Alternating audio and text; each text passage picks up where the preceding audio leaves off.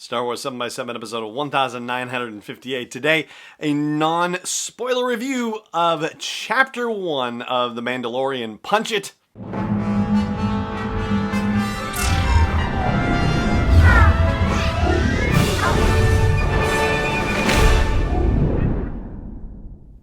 Hey Rebel Rouser, I'm Alan Voivod and this is Star Wars 7 by 7.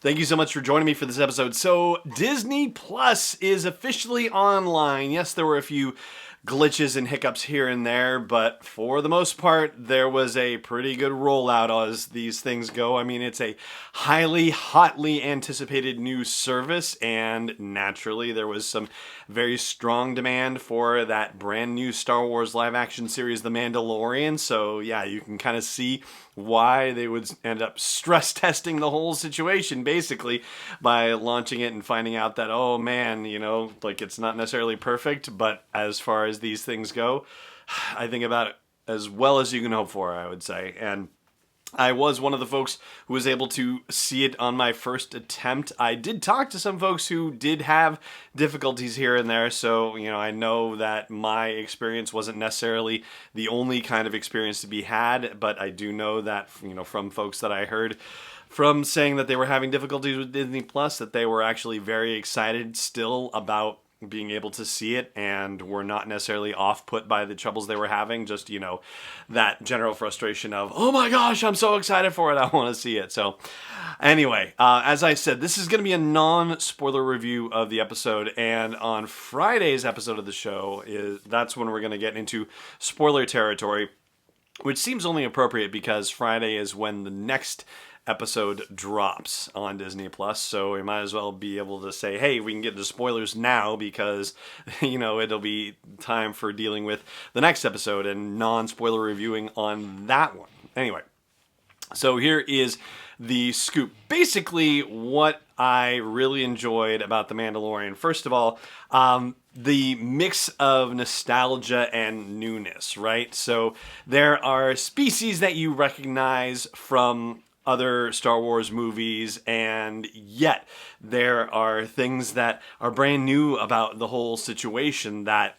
it's really great to see familiar elements in new situations, basically. So you're not necessarily trading entirely on the nostalgia. It's just little nods here and there to moments that, depending on how deeply immersed you are in the Star Wars universe, you might pick up some of these things and you might not, and that's okay. Ultimately, it ends up being a good story, and, for a start, it is an 8-episode thing, and so if you're expecting it to really be driven, very far, very fast in this first episode, well, it's not going to be, so don't necessarily go in with that expectation. That said, there are many elements that you've already seen in the trailer that show up in this first episode of the show. And so you may have a sense of how good the special effects are, and I will say that it carries through. So the stuff that Jon Favreau and company are doing for the visual and special effects for this, spectacular. It's really well done. The danger of the situation. So we know that this is a lawless time and taking place in a particularly lawless section of the galaxy. Well, yeah, that danger is very well communicated and very early on. So that also makes it a very compelling situation. The Mandalorian himself is not foolproof. And, I guess without revealing too much, I will just simply say that when you think of Mandalorians, a lot of what you think of is very capable, highly professional bounty hunters and warriors who, really know what they're doing. I mean, you could consider them sort of like the special forces kind of folks in the Star Wars universe in a way. And yet, they aren't perfect, and this Mandalorian isn't perfect either, and there are situations in which he finds himself where, he does very well, but also, has challenges and difficulties that he runs into as well. And so, that is kind of refreshing to see that, we're not dealing with a character who is, I'm saying the word all-powerful. It's not exactly what I mean, but I think you get the idea, who is completely adept at handling any situation in which he finds himself. That doesn't seem to be the case entirely, and so that's definitely a refreshing thing. There's also comedy, and, it's well placed and well done, and a lot of it is verbal. It's not necessarily sight gaggy kind of stuff, although there is maybe a little bit of that here and there. But it's funny. Like, there are good moments of breaking the tension in this episode as well, so that also speaks well to the whole situation. And the music by Ludwig Göransson. For the most part, I was happy with the music situation, and in fact, it feels very... shucks. I don't want to say the word dated. It's not exactly what I mean. What I mean is that it feels like it's putting you in a time period that feels very much like it's the 70s or 80s in its way. And so it kind of brings you back to that sort of era in a way, but into that sort of television era in a way. And I thought that was really interesting and awesome. There were moments here and there where the music I felt did not necessarily work for me, where I felt it was actually intrusive in a couple of cases. And so that was unfortunate for my own experience, but we can talk about that in the spoiler section. And as far as what the asset is and, how things are going to go, well, this is going to get explosive, to say the least.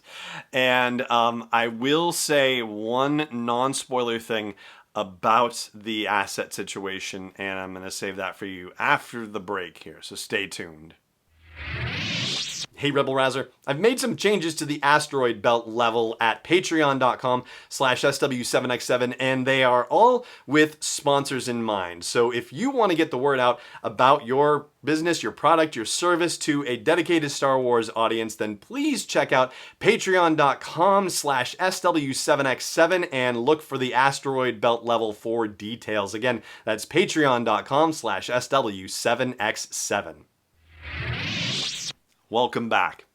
So, about the asset that Werner Herzog is talking about and that the Mandalorian is going on the hunt for, well, let's just say this.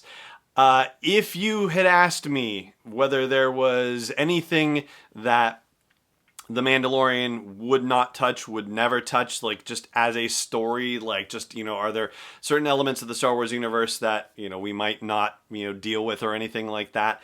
If I had to pick one thing, it would have been the thing that they are actually opening the door to, which is shocking to me. I mean, and this... the spoiler of this, and again, I'm not going to spoil it for you here. We'll talk about this on Friday. But the spoiler is already around on social media, so, if you are still waiting to watch The Mandalorian, keep off social media because it's already out there. I've already come across it. So, yeah, and thankfully I had already watched the episode before I saw this stuff. So, it is a huge spoiler on social media.